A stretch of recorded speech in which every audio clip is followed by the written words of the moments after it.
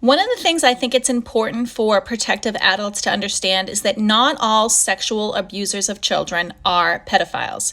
A pedophile is a psychological diagnosis that an adult has strong, unrelenting, specific sexual urges towards prepubescent children. And so that can create a false sense of security for us that if we know someone who is in a relationship with adults, people their age, that we think that this person is not capable of committing sexual abuse. But the reality is that the sexual abuse of children isn't always about sexual attraction. It's actually about access, because people may use sex as a means of dealing with personal issues. They want to feel in control of other people. They want to just feel a connection to other people, and they choose children because of the access and because of their own innocence. They exploit that to their own selfish advantages.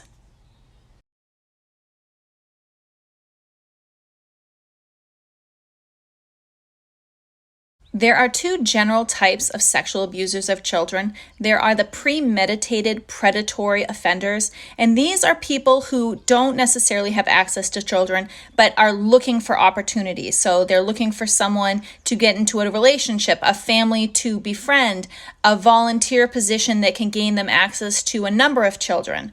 However, the vast majority of sexual abuse is by situational offenders. These people are already in a position of trust in most cases. They are a family member, a friend. They work in a school system, and they already have access to children. And because of something that's going on in their life, they choose to sexually abuse children. And the reason it's important for us to know about situational offenders is because someone who would never think of sexually abusing a child at one point in their life, later on, because of things that change, they can commit abuse. So it's important for us to always be vigilant, no matter how long we've known anyone. And when we're talking about female offenders, there are a lot of situations where the offender used children as a means of dealing with low self-esteem and creating a relationship with that child that was rewarding to her.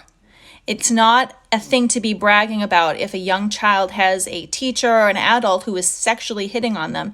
That is not a correct balance of power. She is looking to use that child and exploit them for her own personal reasons.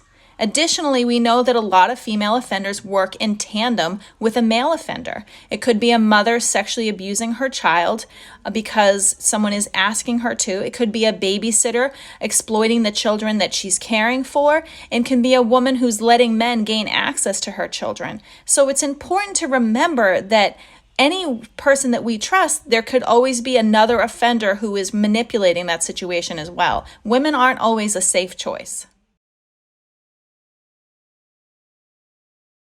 The FBI have put together 4 typologies of situational offenders. The first are the inadequate. These are people who struggle to form relationships with their peers and instead target children because they're less threatening.